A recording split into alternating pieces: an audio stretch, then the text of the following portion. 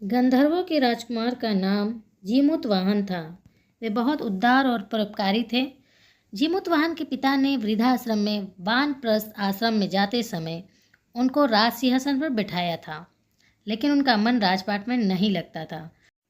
वह राज का भार अपने भाइयों पर छोड़कर स्वयं वन में पिता की सेवा करने चले गए।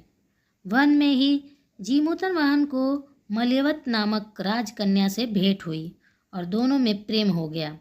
एक दिन जब वन में भ्रमण करते हुए जीमूतवाहन काफ़ी आगे चले गए, तब उन्हें एक वृद्धा विलाप करते हुए दिखी।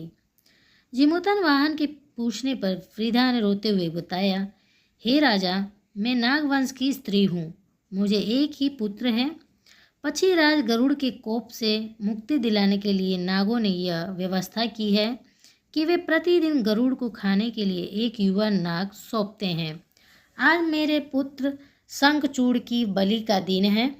आज मेरे पुत्र के जीवन पर संकट है और थोड़ी देर बाद ही मैं पुत्र विहीन हो जाऊंगी।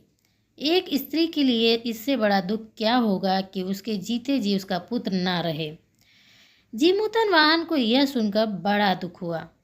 उन्होंने उस वृद्धा को आश्वस्त करते हुए कहा, डरो मत, मैं तुम्हारे पुत्र के प्राणों की रक्षा करूंगा।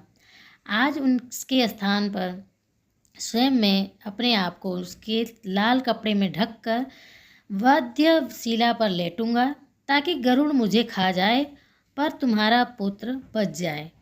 यह कहकर जीमूतवाहन ने शंखचूड़ के हाथ से लाल कपड़ा ले लिया और वे उसे लपेटकर गरुड़ को बलि देने के लिए चुनी गई वध्यशिला पर लेट गए। नियत समय पर गरुड़ बड़े वेग से आए और वे लाल कपड़े में ढके जीमूतवाहन को पंजे में दबोचकर पहाड़ के शिखर पर जाकर बैठ गए। गरुड़ ने अपनी कठोर चोंच का प्रहार किया और जीमूतवाहन के शरीर से मांस का बड़ा हिस्सा नोच लिया। इसकी पीड़ा से जीमूतवाहन की आंखों से आंसू बह निकले और वह दर्द से कराहने लगे। अपने पंजे में जकड़े प्राणी की आंखों में से आंसू और मुंह से कराह सुनकर गरुड़ बड़े आश्चर्य में पड़ गए, क्योंकि ऐसा पहले कभी न हुआ था। गरुड़ जीमूतवाहन से उनका परिचय पूछा। जीमूतवाहन ने सारा किस्सा कह सुनाया। वे बोले, एक स्त्री के पुत्र की रक्षा के लिए वह अपने प्राण देने आए हैं। आप मुझे खाकर भूख शांत करें। गरुड़ उनकी बहादुरी और दूसरे की प्राण रक्षा के लिए स्वयं का बलिदान देने की हिम्मत से बहुत प्रभावित हुए। गरुड़ को स्वयं पर पछतावा होने लगा।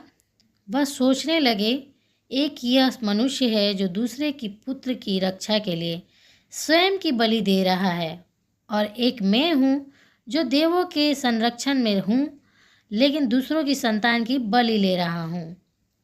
उन्होंने जीमूतवाहन को मुक्त कर दिया। गरुड़ ने कहा, हे उत्तम मनुष्य, मैं तुम्हारी भावना और त्याग से बहुत प्रसन्न हूँ। मैंने तुम्हारे शरीर पर जो घाव किए हैं उसे ठीक कर देता हूँ। तुम अपनी प्रसन्नता के लिए मुझसे कोई वरदान मांग लो।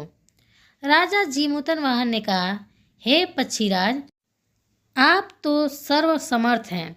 यदि आप प्रसन्न हैं और वरदान देना चाहते हैं तो आप सर्पों को अपना आहार बनाना छोड़ दें। आपने अब तक जितने भी प्राण लिए हैं उन्हें जीवन प्रदान करें। गरुड़ ने कहा, हे राजा, तुम्हारी जैसी इच्छा है वैसा ही होगा। आज से जो स्त्री तुम्हारे इस बलिदान की कथा सुनेगी और विधि पूर्वक व्रत का पालन करेगी, उसकी संतान मृत्यु के मुख से भी निकल आएगी। गरुड़ ने सबको जीवन दान दे दिया और नागों की बलि न लेने का वचन भी दिया। इस प्रकार जीमूतवाहन के साहस से नाग जाति की रक्षा हुई। तब से ही संतान की रक्षा हेतु जीमूतवाहन की पूजा की प्रथा शुरू हो गई।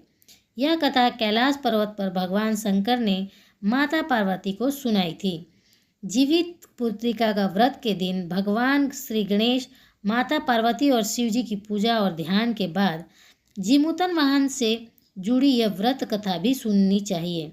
इससे संतान की रक्षा होती है और वह मुश्किल से मुश्किल परिस्थितियों और संकटों से बाहर निकल आता है।